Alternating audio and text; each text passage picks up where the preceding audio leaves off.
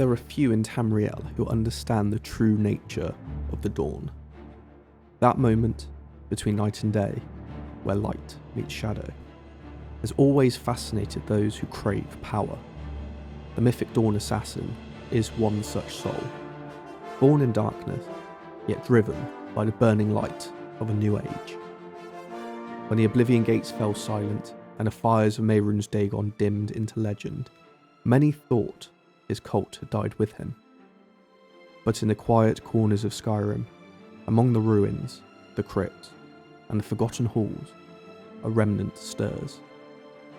The old chants are whispered again, and one assassin, cloaked in the robes of the reborn Mythic Dawn, has emerged from the ashes. This is no mere thief or blade in the dark. This is an instrument of divine chaos, a master of illusion, fire, and a shadow, a killer, whose every strike serves a god long thought defeated. Today, we'll be creating the Mythic Dawn Assassin, a build that combines stealth, sorcery, and Daedric devotion into one of the most dangerous playstyles in all of Lorerim. A character whose daggers cut through flesh and his magic burns through souls. Let's begin with what makes him who he is. When shaping a disciple of the Dawn, we begin not with steel or spell, but with blood. The Dunmer, or the Dark Elves of Morrowind, are a race touched by both tragedy and fire, and no blood burns more fiercely for vengeance or devotion. Ash-skinned and red eyes, the Dunmer walk between the worlds, half warrior, half mage, is a perfect blend for the Mythic Dawn Assassin, a being who must strike silently and then vanish into smoke. They're naturally resistant to flame, shrugging off half of all fire damage, a blessing from the Red Mountain that ties beautifully into their Daedric heritage. It's almost poetic, really. Dagon's flame does not consume them, it empowers them. Their skill bonus towards destruction and conjuration are no accident either. Fire magic flows naturally through the Dunmeri veins, and their affinity for summoning Daedra aligns perfectly with the Mythic Dawn's ancient rituals. These are not just tools for survival, they are the spiritual echoes of Dagon's will. So now let's talk about the stats.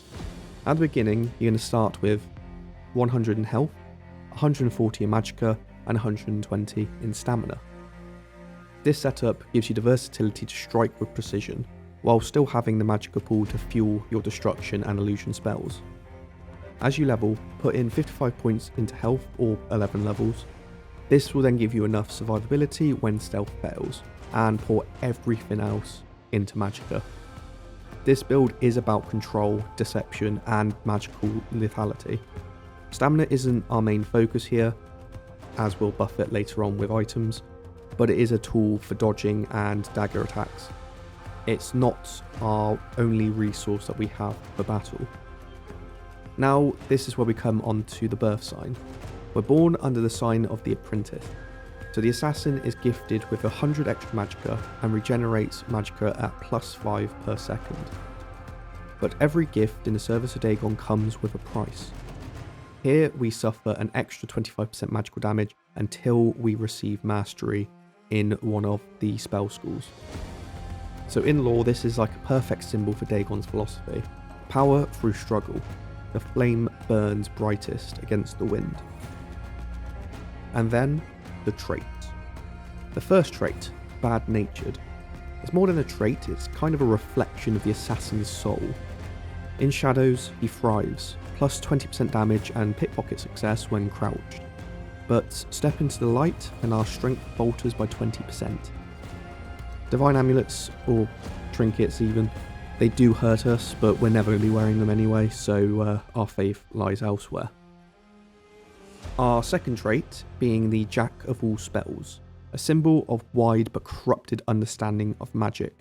Novice, apprentice and adept spells are 20% stronger or longer lasting, but the higher tiers, expert and master spells, are weaker. The Mythic Dawn Assassin doesn't need grand incantations or world-ending storms. He uses what he knows. Quick, deadly, efficient. Magic in its most pragmatic but dangerous form. And finally, the third trait, the reward for overcoming death itself. Upon defeating Sun at the end of Skyrim's main questline, the assassin can get the Silent Dover perk. You gain plus 10 in health, magicka and stamina for every unspent dragon soul. Yet this does come with a cost. We can no longer rely on vampirism or lycanthropy, and we cannot use hostile shouts. The voice of the Dover is silenced.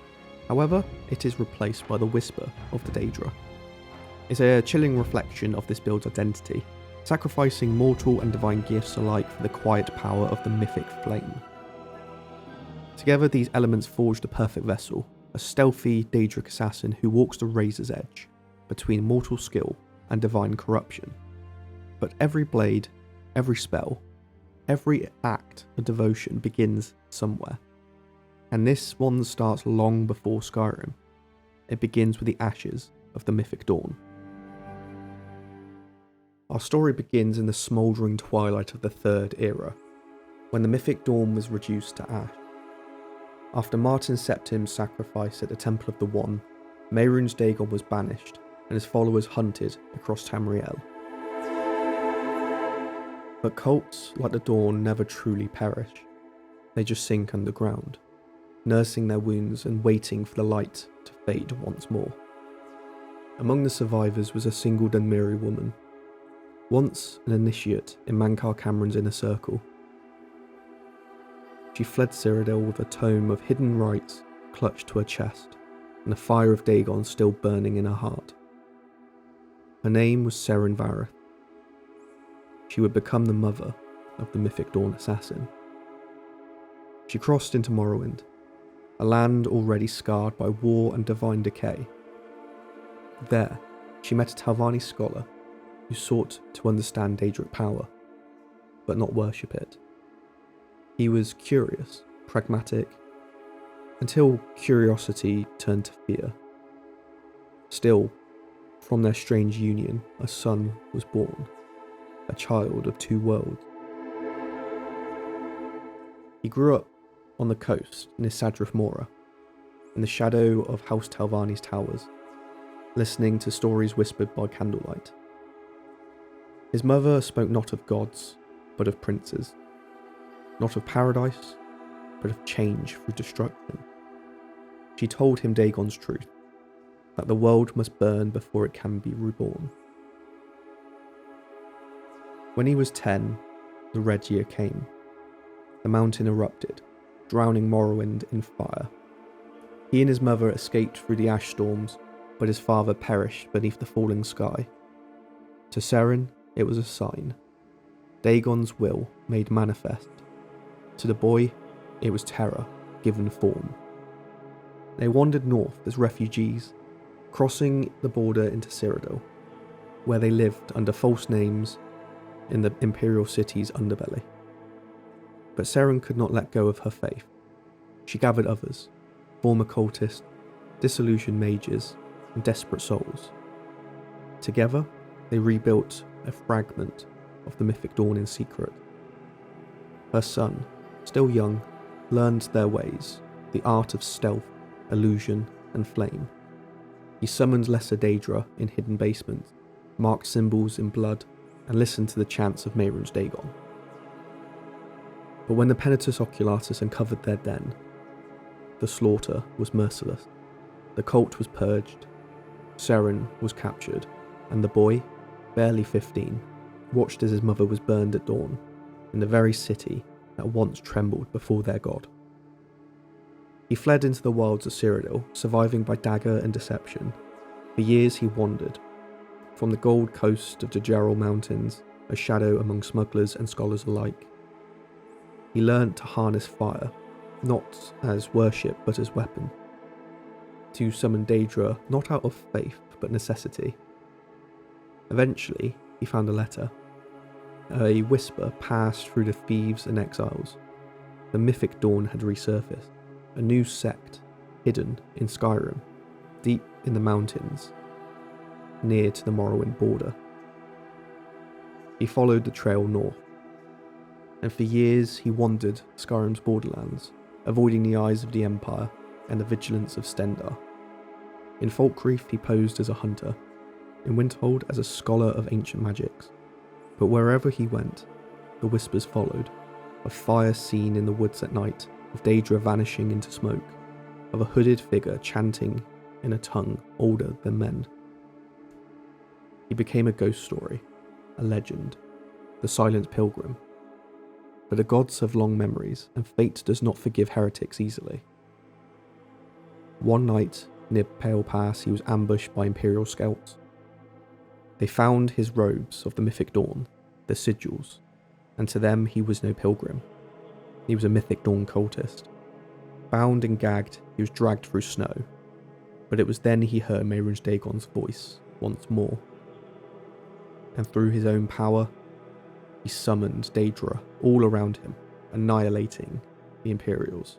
And as he walked off into the frozen waste, he heard a faintest whisper, a familiar fiery voice from the beyond. The dawn rises once more. And when Alduin's shadow fell across Helgen's sky, the Mythic Dawn Assassin opened his eyes and smiled. The world was burning again. To roleplay the Mythic Dawn Assassin, you must understand one truth. The character does not see himself as evil. To him, destruction is the truest form of creation. Every kingdom, every god, every empire must burn so something stronger can rise from its ashes. He is a disciple of change, a silent agent of Dagon's will. Not a fanatic shouting in temples, but a whisper in the dark, guiding fate through subtle, deadly hands. When you play as this character, you're not a murderer, you're a purifier. Every death is a ritual, every spell is a prayer, every silent kill another ember feeding the rebirth of the world. You walk through Skyrim's chaos, civil war, dragons, Daedra, not as a bystander, but as a quiet observer of Dagon's design. The war between Empire and Stormcloaks, let them fight. Let both bleed. You owe allegiance to neither, only to the principle that from their ruin, a new order comes. Even when helping others, it's never out of kindness. You do it when their suffering, their growth, or their destruction serves your god's vision. Save a town if it strengthens you. Burn a temple if it cleanses corruption. But always act with purpose. In dialogue, keep your responses measured and emotionless. The assassin is one of very few words. His tone should be calm, detached, but with heavy conviction. And when someone challenges our motives, respond with a kind of quiet superiority. Our calmness should unsettle those around us, and we're not raging against the world. We accept its inevitable collapse. The Mythic Dawn Assassin operates in shades of red and grey. He's not a random killer. He's selective, methodical, spiritual. He targets priests like the Divines, Vigilance Ostenda, Thalmor Inquisitors, and any who claim dominion over others in the name of false gods. Daedric princes, on the other hand, fascinate him. They are embodiments of truth in their rawest form, unfiltered power and untamed change. He doesn't serve them blindly, but he does respect them. Mehrunes Dagon is his origin, but he sees all Daedra as reflections of the cosmic balance. When completing Daedric quests, do so not as a worshipper, but more of a philosopher testing their truths. Accept their rewards, but never ever kneel before anyone but Dagon. For the factions across Skyrim, the Dark Brotherhood is a very natural fit, but we're not here for coin. We're here to reshape the Brotherhood into a tool of Daedric will. Bring efficiency, silence, purpose, and the chaos of assassins. The Night Mother is a curiosity. Perhaps a spirit of change herself will treat her with some cold respect. And the College of Winterhold. This is where our character's facade lives. The scholar, the mage, the seeker of knowledge. Use this faction as your cover to study destruction, conjuration, illusion, and do so openly. But remember, every lesson is still a weapon in disguise. For the Thieves Guild, it's not exactly recommended. He's a killer, not a thief. However, You may want to infiltrate them to learn some stealth techniques and use them as pawns to fund your rituals. And for the main quest, the Dragonborn's destiny might not be ours, but we can still follow, if only to understand power. Not to save the world. So dragons are the symbols of divine order, and slaying them is a symbolic rebellion. Absorbing their souls is simply claiming divine fire for ourselves. And if we become Dragonborn, then so be it. At least the Daedric princes will be watching and coveting our new power. When roleplaying, we need to establish some rituals. As we begin each day, we need to meditate to our god Mehrunes Dagon, and then collect fire salts and Daedric hearts as sacred tokens. We can later use these as well at the Atronach Forge. And then burning offerings of gold or weapons and braziers before major quests. We need to avoid sleeping in temples of the divines. Instead, let's rest in ruins or near volcanic vents where the air smells of ash. We also refuse to wear divine amulets. Remember, they do harm us due to our bad nature trait. That's not just mechanics, it's law. The 9 reject us. It's as if we was to walk into a temple and burn, and in turn we reject them. For interactions, say when we meet Vigilance for Stendarr, we'll treat them with a very icy disdain. Their obsession with purity is the very blindness that killed our mother. With common folk we blend in. The assassin is a chameleon, hiding his true purpose. Help where convenient, disappear when questioned. With other mages, we are respectful, but distant. Let them believe that we are a scholar of destruction, but never reveal our true allegiance. And with the Daedric worshippers, well, we are one of them, but older, wiser, and far more dangerous. And so, in summary, we are the controlled embodiment of destruction. We live by the creed that change demands sacrifice. Every kill is a sermon, and every spell is a verse in Dagon scripture. When we enter combat, do not shout or rage. Let silence and fire speak for you. We are the quiet end of things, the stillness before the explosion, the shadow that carries the flame. Now for the skills and perks of the build. The Mythic Dawn Assassin is a hybrid build, a master of stealth and spellcraft. We thrive on control, not chaos. Every skill chosen reflects his philosophy, which is manipulation, precision, and destruction. So let's break down the core skills, what to prioritise, how to level, and which perks forge the blade of Mythic Dawn. Destruction. This is our main source of offensive magic. The assassin uses destruction, not for spectacle, but for execution. It's about efficient, deadly burst, using traps, seals, and runes to kill enemies before they even see you. You want to invest heavily into destruction and push for the elemental mastery and the mastery perks for the elements. These open the way for a more thematic and powerful tool of the build, the seal. Seals are elemental traps. Place them silently, and when your target steps through them, they erupt with elemental fury, fire, frost, or lightning. For the Mythic Dawn Assassin, fire is our signature element, Dagon's essence, but do not neglect frost as your secondary focus. It offers control and crowd management, freezing enemies in place for our next strike. Take the elemental perks for example, each of those enhance the element's damage and also focusing primarily on fire and frost. Finally, we also need to grab the Shattering Crystal spell, the jewel in the crown of this build's destruction kit. It creates a crystal of ice that detonates from massive damage of up to 270 health and stamina. And crucially, it doesn't also break stealth when detonated. It's both a trap and an execution, perfect in line for this character's philosophy of silent destruction. In the days of the Mythic Dawn, Daedra were tools and not masters. The assassin continues that legacy. With Conjuration, we summon and command Daedra as extensions of our will. We need to prioritise every perk that strengthens summoned Daedra, increasing the health, duration, and damage. The big synergy comes from the dark channeling part of the tree, which not only empowers our summons, but it also grants us 150% magical regeneration when a Daedra is active. That regeneration turns our magic pool into an endless resource, keeping our seals, runes, and illusion buffs constantly available to us. We can roleplay our summons as fragments of Dagon's realm, Daedric echoes pulled through tiny cracks in reality. Alternate between summons Armour Lord, Flame Atronach, and the command Daedric spell, but also feel free to put in some of the other Apocalypse spell summons too, like Azivali Lord or the Honor Guards.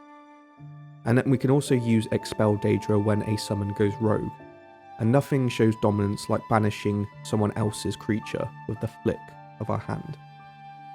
And now for illusion. This is the cloak of our hidden flame. If destruction is our sword, then illusion is our cloak. This school turns us into a phantom, letting us stalk through the battle unseen.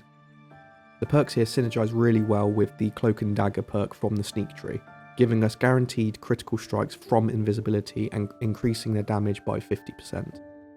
Then take the arcane assassin as well from the sneak tree. This allows us to cast spells silently when sneaking, essential for maintaining stealth when setting up traps and destruction spells.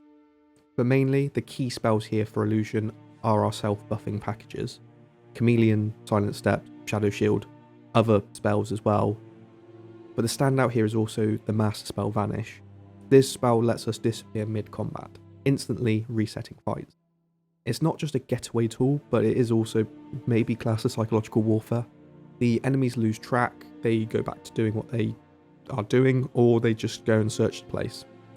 And then back when they're walking around, acting and thinking as if nothing's wrong, the next seal detonates beneath their feet. For the non-spell perks of this build, we go for the one-handed. So the Mythic Dawn Assassin does wield Mehrunes Razor, a dagger that channels Dagon's will with every thrust. To complement this, we've invested into all of the dagger-specific perks with the one-handed tree. Criticals are the focus here. Our illusion spells will ensure that every strike from invisibility lands as a guaranteed crit, with the cloak and dagger perk from sneak. The synergy is devastating, as we are just stacking crit upon crit. So open from stealth, blink in with Nightblade, and then deliver a single powerful attack, often enough to kill even heavily armoured enemies in one motion. And remember, thanks to agile spell casting perk from the evasion tree, we can also cast spells freely while wearing light armour, meaning our magic and melee does flow together seamlessly. Alteration is definitely an optional part of this build, but I would definitely still recommend it. If you've got the time and also the gold for training as well, push Alteration as a skill last in the priority list. We don't rely on it constantly, but it does offer defensive buffs with flesh spells and resist magic. However, it also gives us a Kato's Recital, allowing us to proc our illusion spells automatically entering combat. Think of Alteration as the assassin's hidden ritual magic, his study of Daedric geometry and protection runes. Even if you never master Alteration, dabbling in it does deepen our power fantasy and makes us feel like more of an ancient cultist reborn. So for the key spells, let's summarise our core spells that we're going to be using in the field. The seals from the Elemental Mastery perk, Fire, Frost and Shock Trap. These are our main stealth tools. And then we also use rune spells. Stack these with seals for layered ambushes, but also can have offensive capabilities too. Shattering Crystal is our massive AoE burst, perfect for silent kills and just utter devastation. Nightblade from the Destruction Tree as well allows us to teleport 30 feet to an enemy and then attack. This is a gap closer and an assassination tool for one-shotting pretty much most bosses in the game. Vanish from the Illusion Tree, the master spell, instantly exit combat and reset our stealth. And then our illusion buffs, Chameleon, Shadow Shields, Silent Steps, the list goes on. And then also Summoning Daedra, and then the Command and Expel for tactical summoning and crowd control. Together, these create a rotation of setup, strike, vanish, repeat. A rhythmic pattern that feels like a ritualistic murder. It's not chaotic, it is just calculated. With the leveling strategy and skill points, you need to definitely prioritise destruction and illusion early on. These form our core foundation. Then we alternate between conjuration and one-handed, as we acquire new spells and weapons.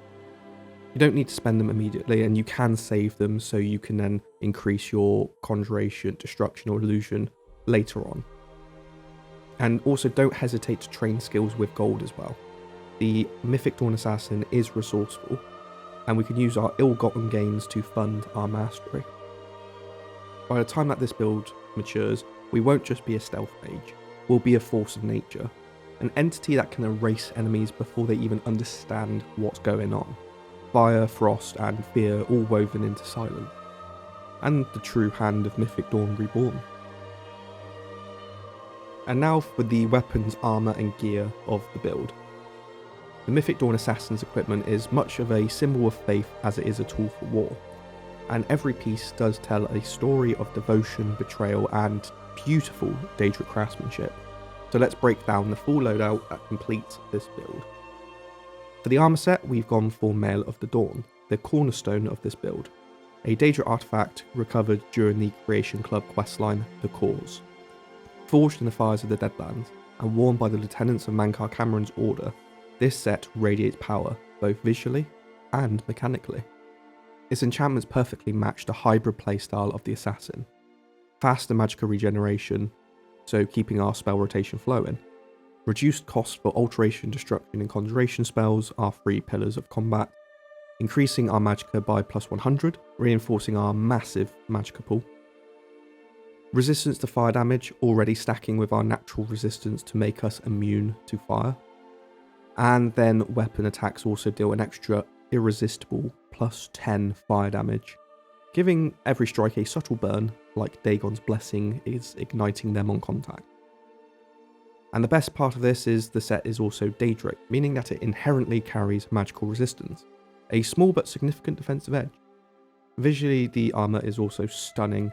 We're using the Replacer mod to make it resemble the traditional Mythic Dawn armour. It deepens the roleplay, turning our assassin into a perfect modern echo of the cult's heritage. I will make a side note here as well to say that the questline The Cause is very challenging. You'll face very powerful Daedra, Liches, Undead, Mythic Dawn Zealots, and bosses that you can one-shot, but they can also just utterly obliterate you if you're unprepared. Approach it strategically, and stealth is your greatest ally. For the final boss, the one that is wearing the mail that you will end up wearing, remember your philosophy. Strike first, strike unseen. Buff with our illusion spells, sneak in close and unleash a single dagger strike from invisibility.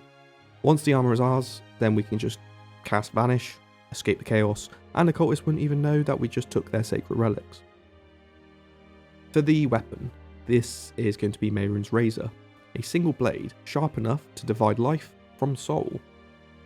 This is the assassin's signature weapon. Mehrunes' Razor is Dagon's own artifact of death. Acquired through the Mythic Dawn Museum questline in Dawnstar, it embodies the very creed of this build: silent and instant destruction. Mechanically, the Razor has a chance to instantly kill any enemy.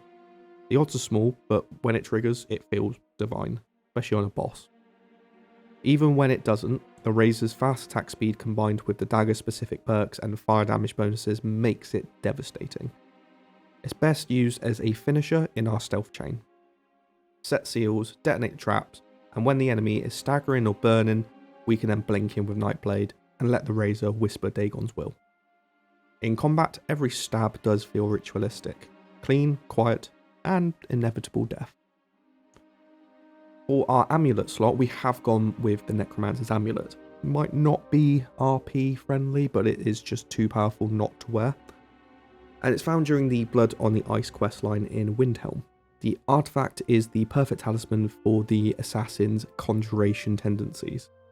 Its effects are 30% reduction to conjuration spell cost, massive boost to magicka, but it does come with a slower regeneration of health and stamina.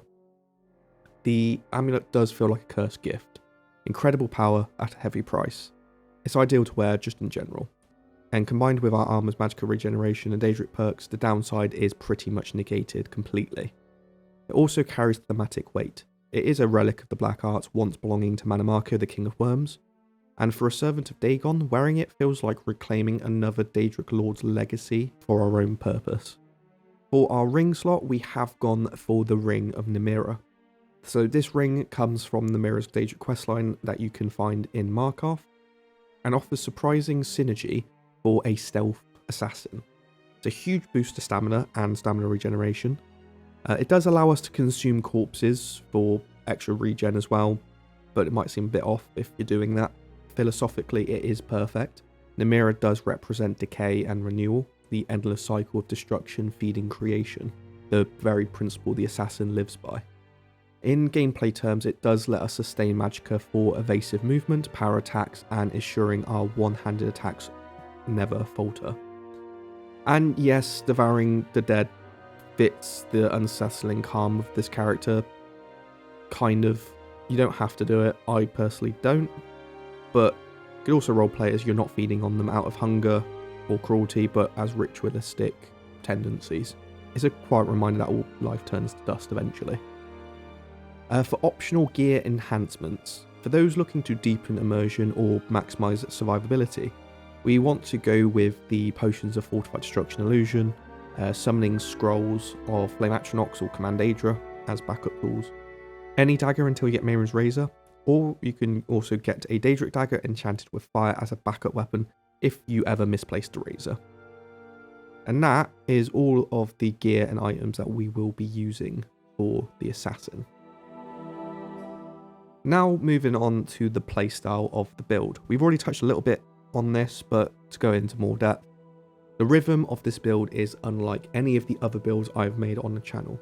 We are not a warrior trading blows, we're not a mage throwing fire from afar, but we are a whisper of inevitability, setting traps, manipulating shadows, and erasing lives before the world even realises what's happened. So phase 1, the approach. Every encounter begins in silence. So before combat, casting all of our illusion buffs, Chameleon, Silent Steps, Shadow Shield, etc, etc. We are invisible, untouchable, and unseen. We move low and deliberate through the environment. Watch the patrol paths of the enemies, study the movement, and look for choke points or clusters of enemies. You are not reacting to the world, but we are shaping it. Once we've found our position, it's time to lay the groundwork for the ambush, which comes on to phase 2, the trap. Your destruction magic forms the basis of your kill zone. Start with the elemental seals, ideally fire, frost, and shock, all of them. Lay them wherever any enemy is likely to walk, doorways, paths, or narrow corridors. And then we can add rune spells to stack with our seals as well. The layered explosions will annihilate anything that steps too close. If enemies are stationary, sitting at a campfire gathered around a table, then we can use Shattering Crystal.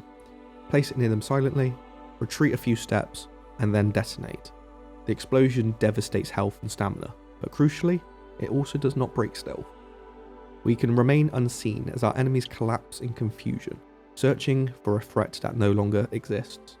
This is the essence of this build, the illusion of control until it's too late. And then, phase 3, the execution. When it's time to engage directly, the assassin shifts into the Phantom Predator.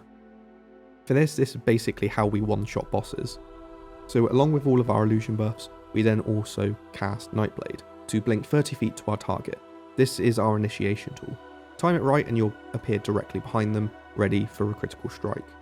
Our dagger, Mehrunes Razor, thrives on precision.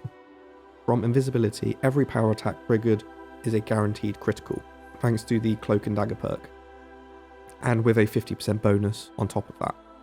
If you've buffed properly, this strike can often kill outright. If not, don't linger, cast Vanish immediately. You can then disappear, reset, and the enemy never finds you again. And repeat the cycle. Appear, strike, vanish.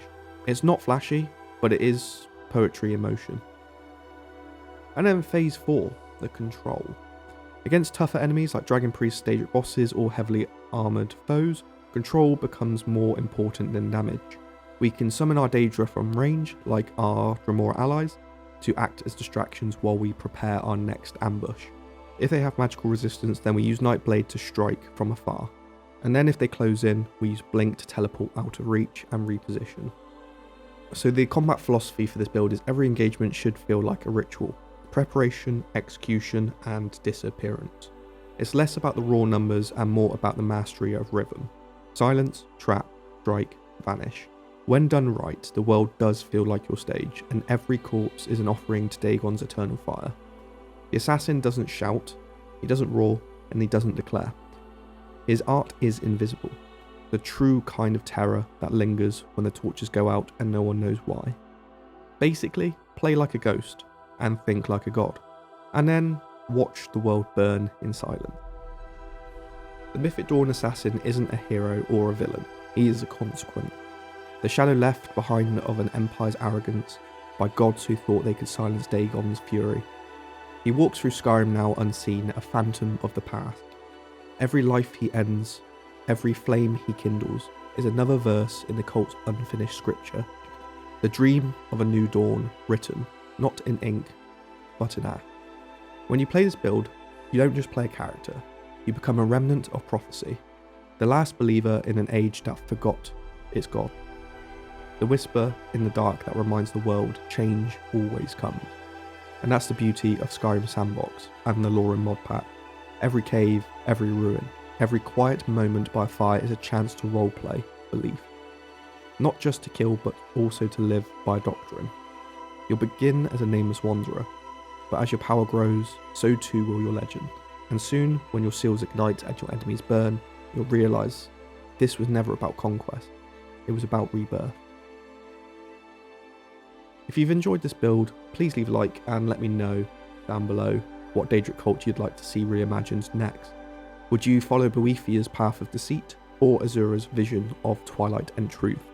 If you're new here, please subscribe to join our growing archive of Lorerim builds, each one a character born from Tamrielic myths and madness. Links to the full perk spread and the recommendations is down below, and also the gear acquisition guides are all on the Discord. Speaking of Discord, we do also have a Discord community where you can share screenshots, theorycraft, and find like-minded cultists of creativity. Until next time, greet the new day, brother.